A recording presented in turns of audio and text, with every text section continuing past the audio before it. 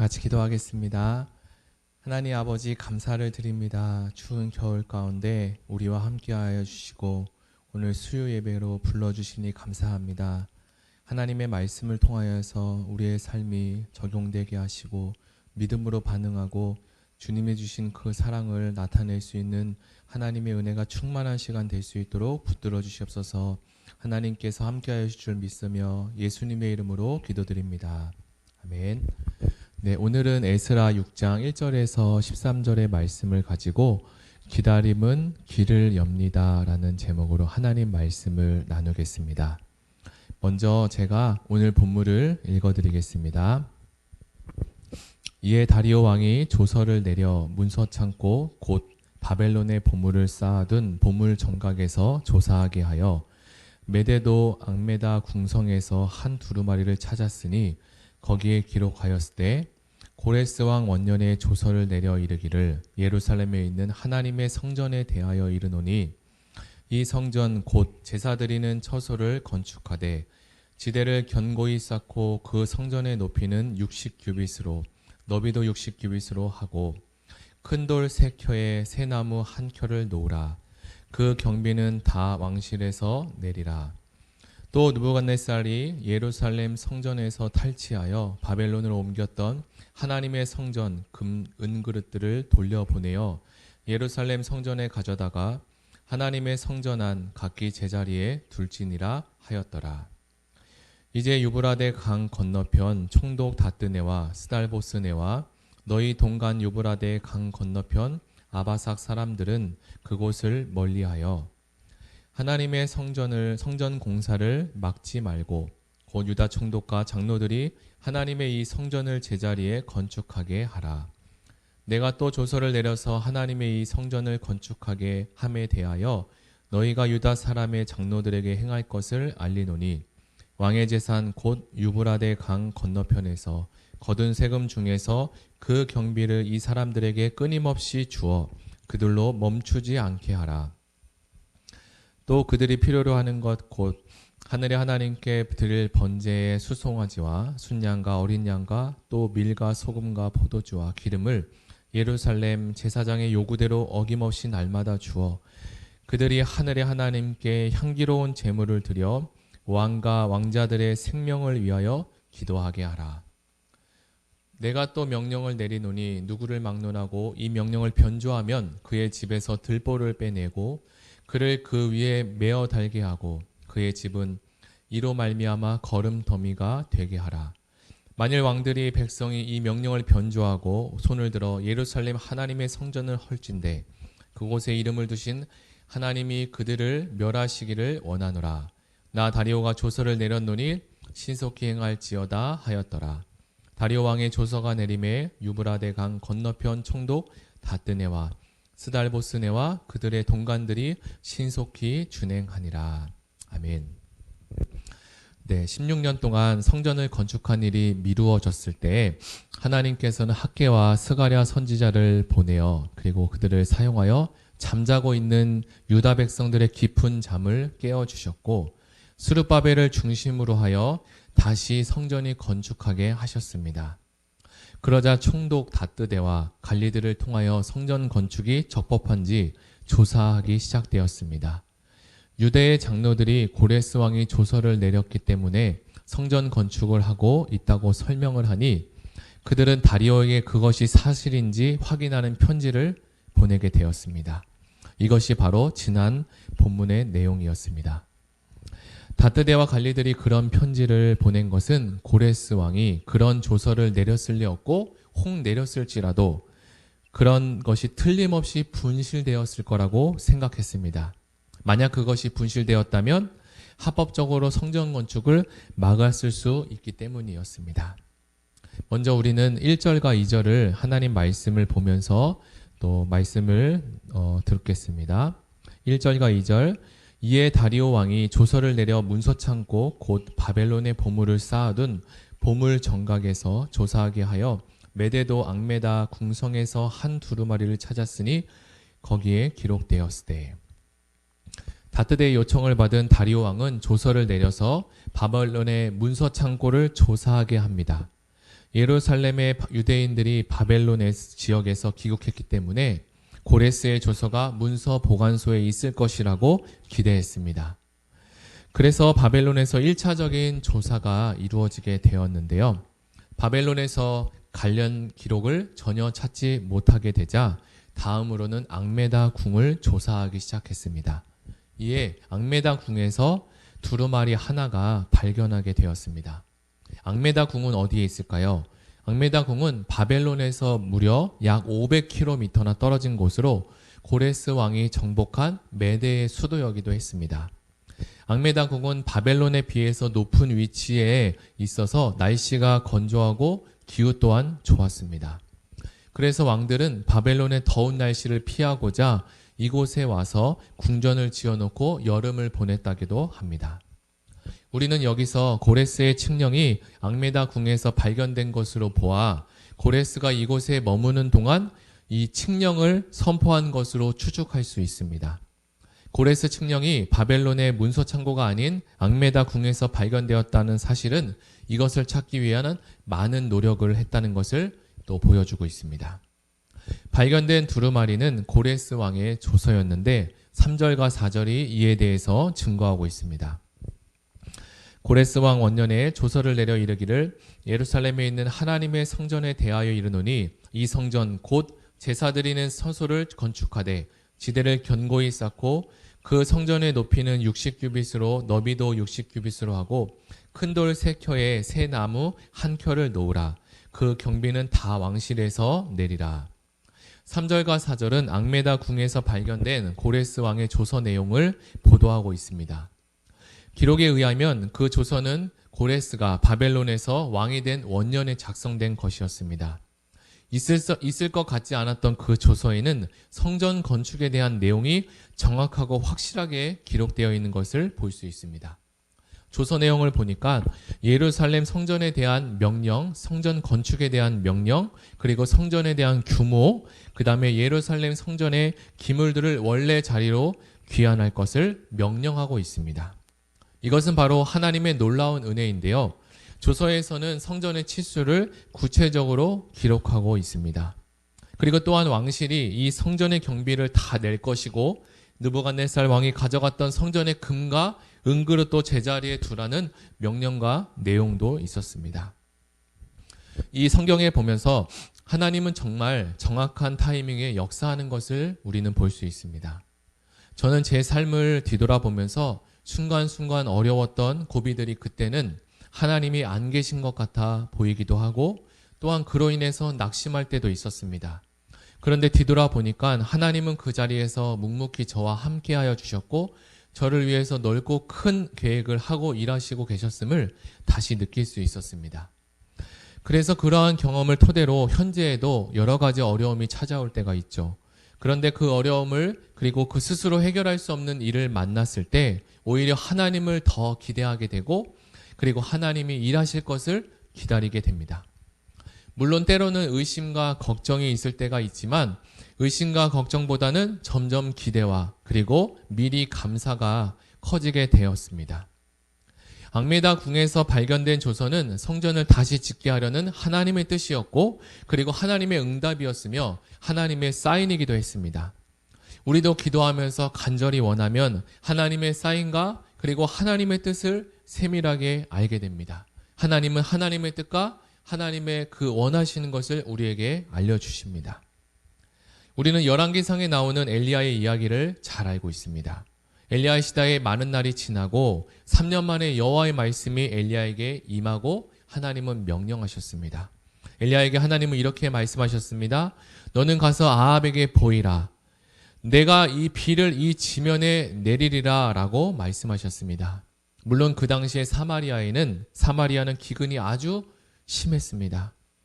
하나님이 비가 그친다고 했을 때 비가 그쳤고 다시 이제 3년 후에 비가 내릴 것이다 라고 말씀하셨습니다.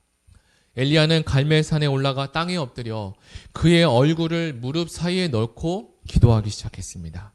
그리고 그의 종을 시켜서 바다 쪽을 봐서 올라가서 바라보라 라고 명령했습니다. 사안이 올라가서 바라보고 아무것도 없다고 하자 7번까지 다시 올라가라고 이야기했습니다. 그런데 드디어 7번째 바다에서 사람의 손만한 이런 작은 구름이 일어나는 것을 보게 되었습니다. 기도하는 엘리야는 하나님의 응답을 그것을 통해서 받았고 하나님의 사인을 분명히 알게 되었습니다. 오늘 본문도 남유다 백성이 회개하고 하나님께 기도하니 하나님은 감추어 놓은 하나님의 뜻을 하나씩 하나씩 열어가기 시작하셨습니다. 우리는 우리가 원하는 것을 빨리 이루고 싶지만 때론 하나님의 관심은 우리가 원하는 것의 문제 해결보다 우리 자신의 변화일 때가 있습니다. 하나님은 우리 자신이 변화되기를 원하고 그리고 우리 자신이 하나님의 사람이 되기를 간절히 원하십니다. 본문 6절에서 7절에 보면 성경은 이렇게 기록합니다. 이제 강서편 총독 다뜨네와 스달보스네와 너희 동료 강서편 아바삭 사람들은 그곳을 멀리하여 하나님의 전 역사를 막지 말고 유다 총독과 장로들과 하나님의 이 전을 본처에 건축하게 하라라고 기록합니다. 왕의 칙령을 확인한 다리오 왕은 곧바로 강 건너편에 다뜨다에게 이 조서를 보냅니다.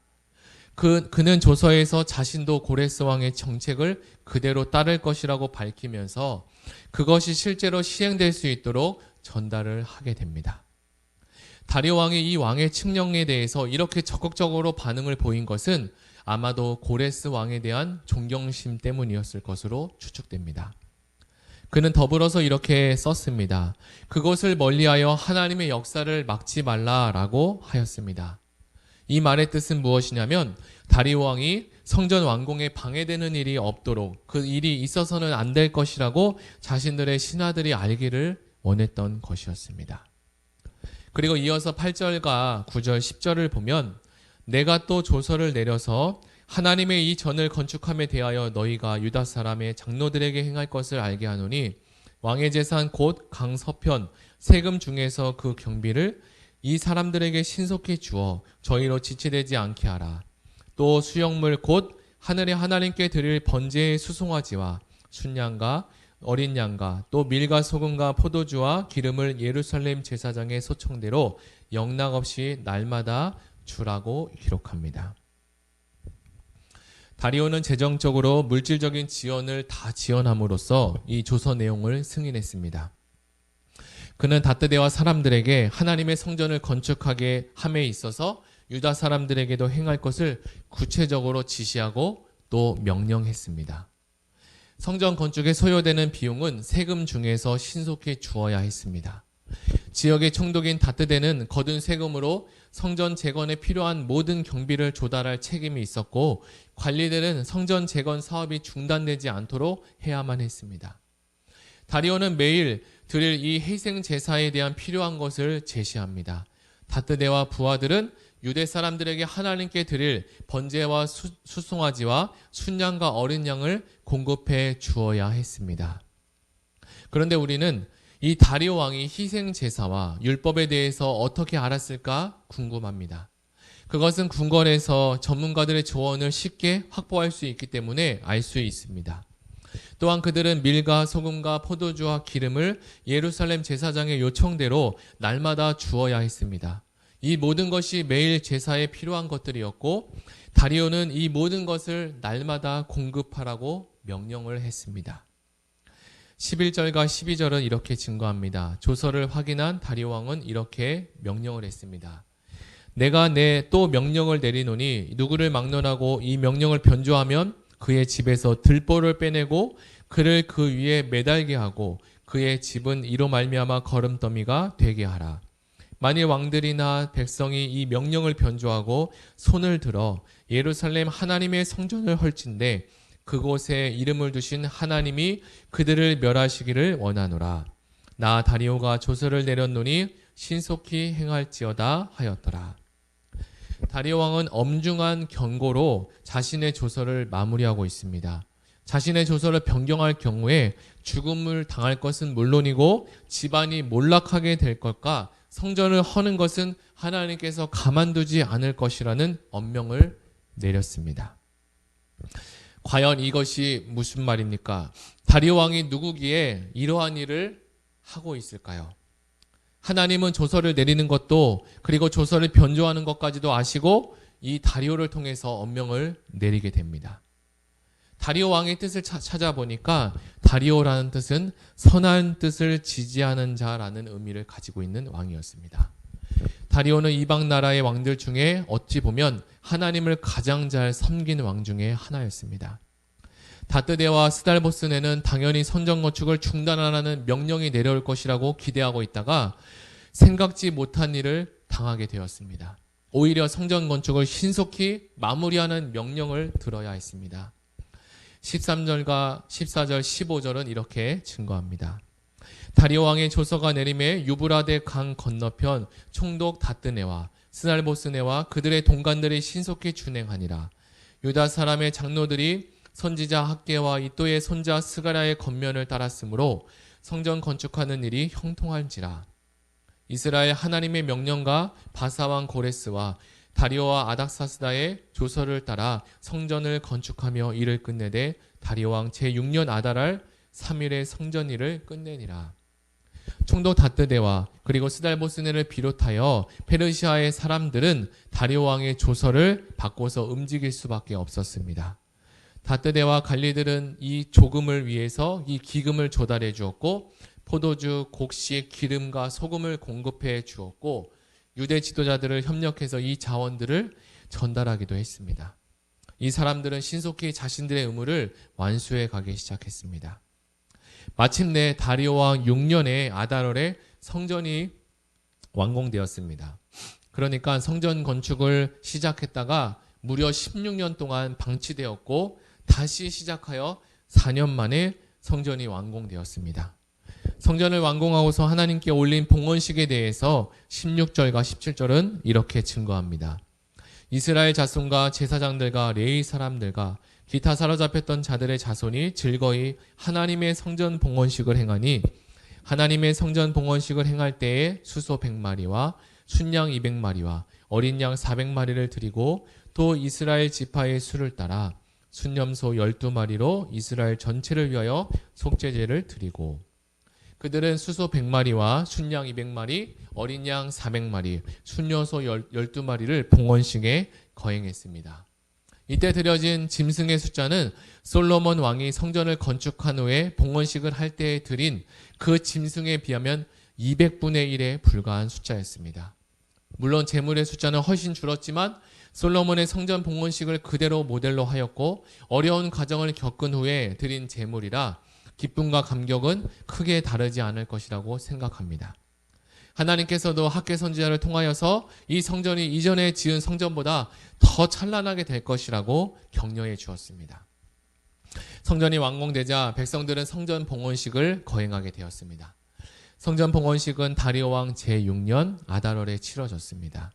봉헌식에 참석한 사람들은 이스라엘 자손 제사장 그리고 레위 사람들, 사로잡혀 갔던 사람들의 자손들이었습니다. 회복된 성전은 포로기의 이스라엘을 하나로 연결하는 기능을 갖습니다. 이것은 성전 봉헌식 때 기한 공동체가 드렸던 예물 목록에 반영되어 있습니다. 그들은 제물로 이스라엘 지파의 수를 따라 순년소 12마리를 드리게 됩니다. 이는 성전 봉헌식 때 드린 제물의 양과 비교할 수 없이 매우 적은 양이지만 그럼에도 불구하고 본문은 회복된 성전을 구심점으로 하여 돌아온 공동체를 통해서 하나님께서 이어주고 계시다고 강조하고 있습니다. 모세가 명령했던 첫 유월절대로 백성들은 정월 14일에 모였습니다. 유월절은 유대 달력의 기준이었는데 그것은 신년의 시작을 알려주었습니다. 이스라엘 백성이 애굽의 노예 생활에서 해방되고 하나님의 심판에서 면제되었기 때문에 새로운 생명을 나타내는 것이기도 했습니다. 유월절은 하나님의 구원의 상징을 나타내 주었습니다. 저는 이 성전 봉헌식에서 받은 감격과 감사가 유월절까지 끌고 가는 것이 참 중요하다라고 생각합니다. 지금은 시대가 빠르게 변해가는 것처럼 우리의 신앙도 빠르게 변질되어 가는 것은 아닐까 조심스럽습니다. 예전에 신앙생활했던 부모님들 시대에서는 동네마다 부흥회가 열리게 되면 그 부흥회를 참석하고 그 은혜가 몇 년 동안 가슴이 뛰고 감격이 너무나 크고 놀라웠다고 말씀해 주기도 했습니다.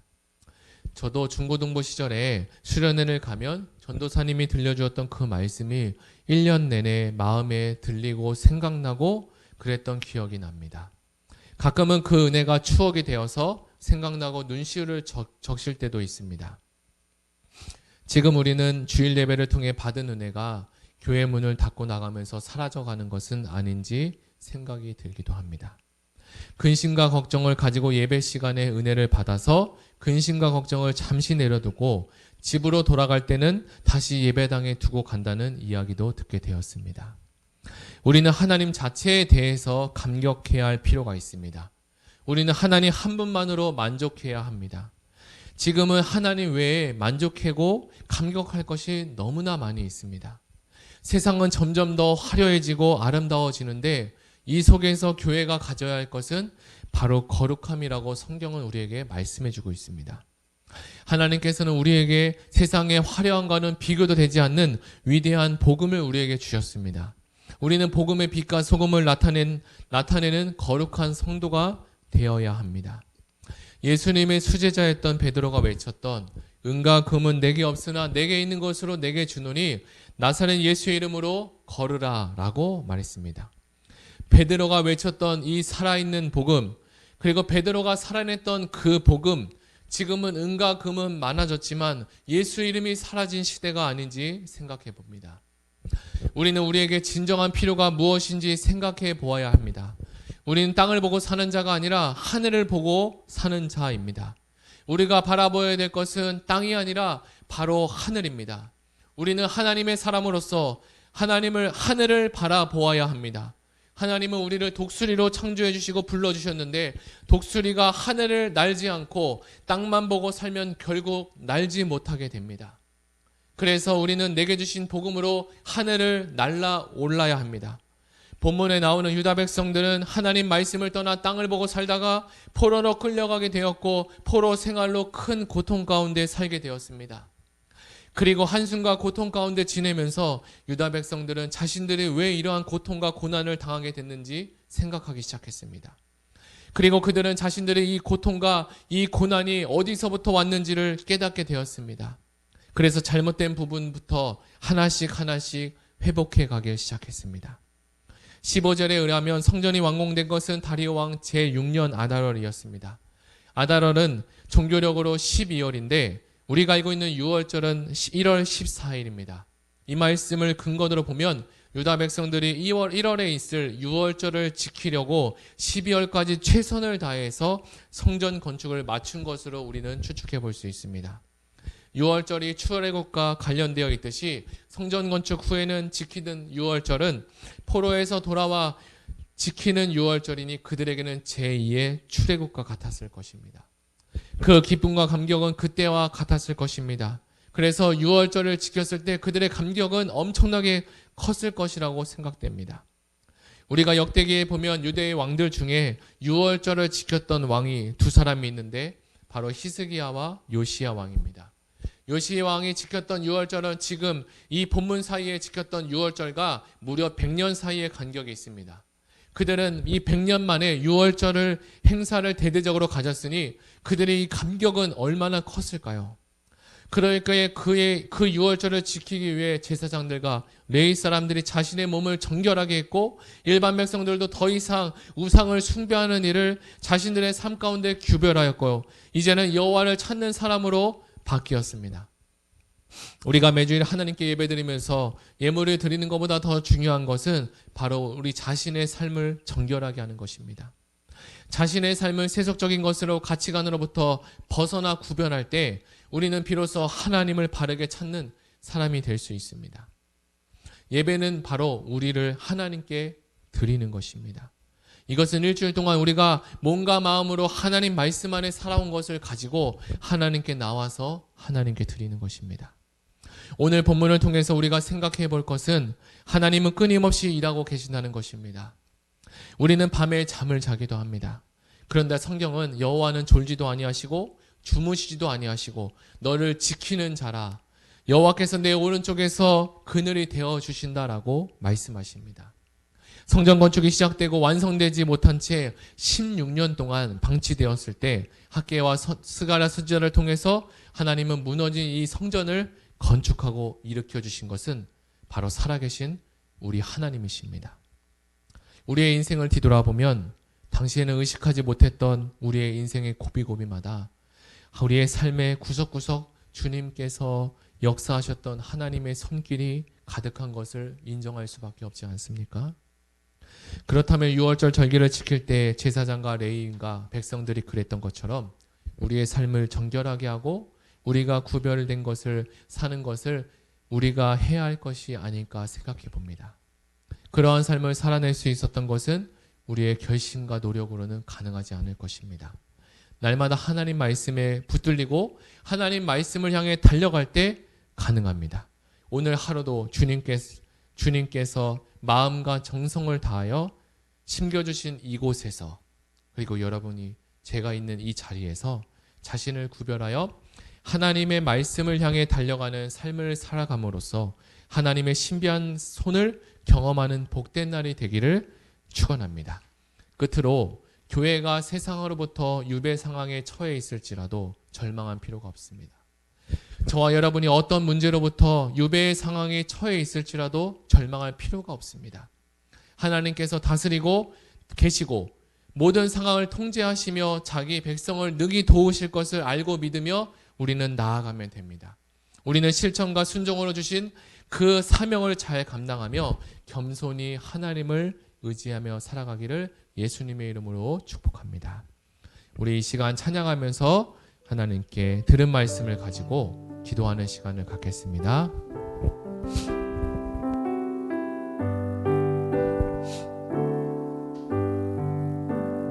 나의 갈 길 다가도록 예수 인도하시니 내 주 안에 있는 꿈을 어찌 의심하리요.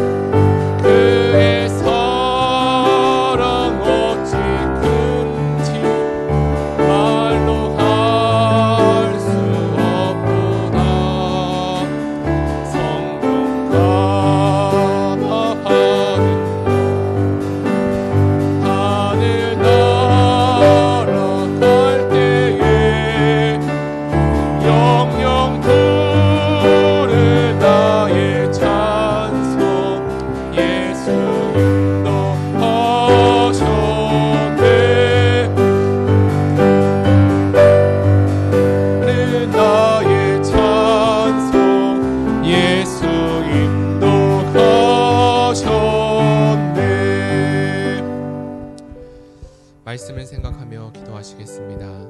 하나님 아버지, 현재 어려움과 반대가 조금 더디는 것 같으나 결국에는 가장 확실하게 하시는 하나님의 섭리라는 것을 오늘 말씀을 통해서 알려주시니 감사합니다.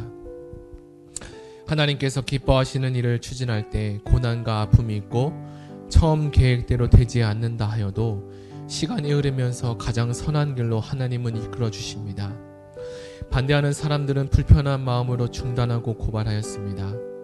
그런데 그 일이 성전을 건축하는 가장 확실한 근거를 알게 해주셨고 건축 이후에 나타날 분쟁과 어려움을 사전에 예방하고자 하시는 하나님의 계획과 방법이었다는 것을 알게 되었습니다.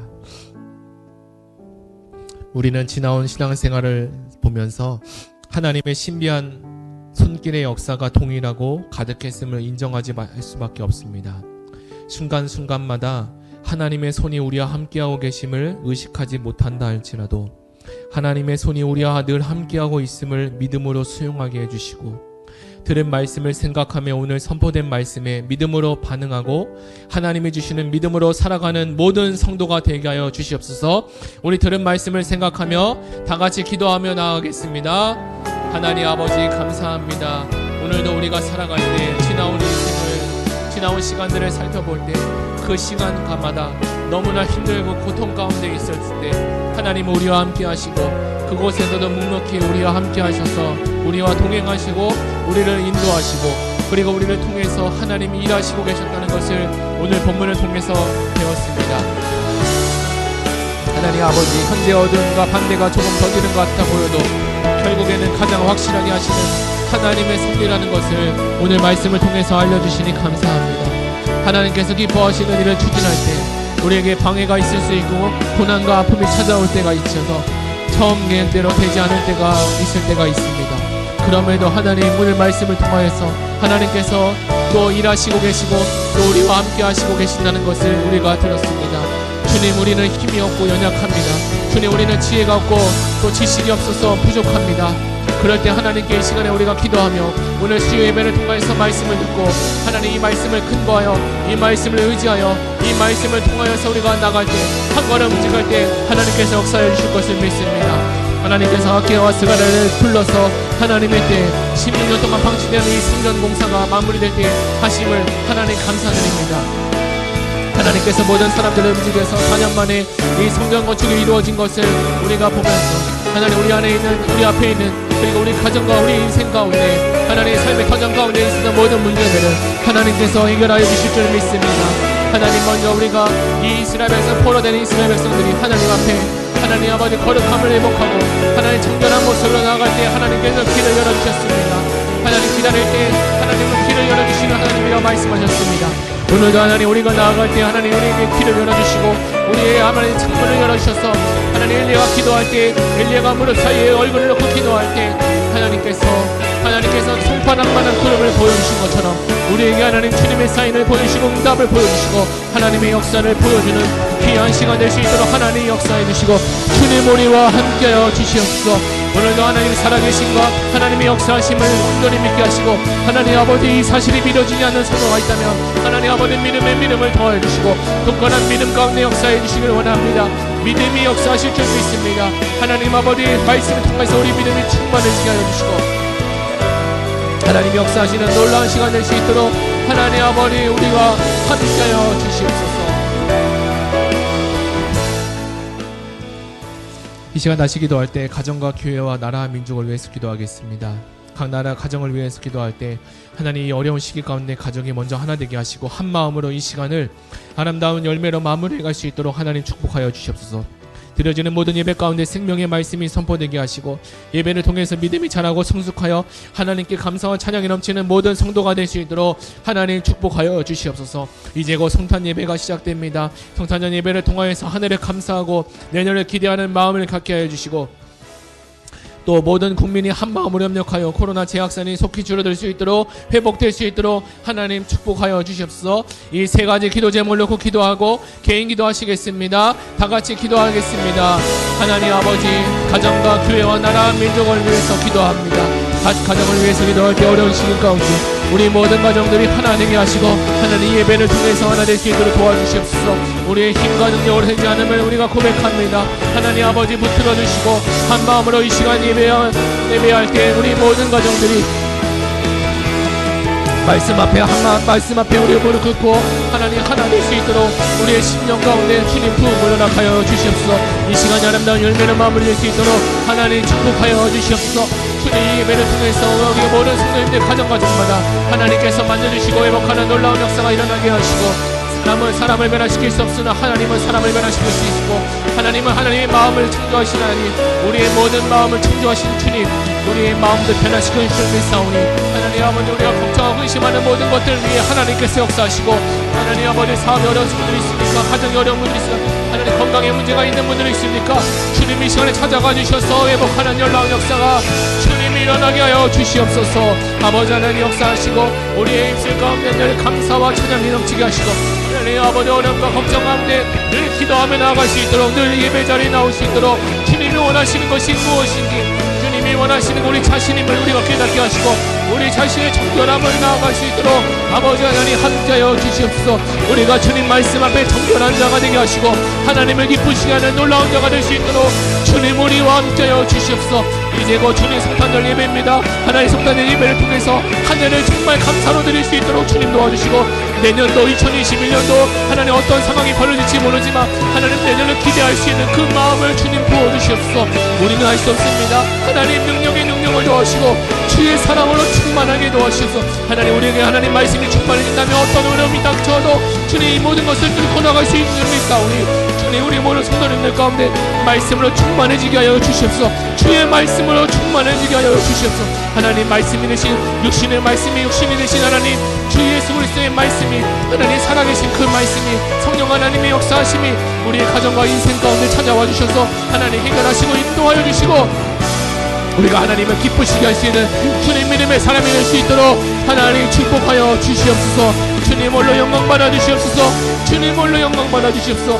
주님이 모든 것들을 주님 책임져 주시고 역사하시고 인도하여 주시옵소서. 어려운 모든 가정마다 하나님 찾아가 주시고 천군 천사를 주님 보내주셔서 하나님 응원하시고 용기 주시고 능력과 주시고 하나님이 역사하시는 귀한 시간 될 수 있도록 주님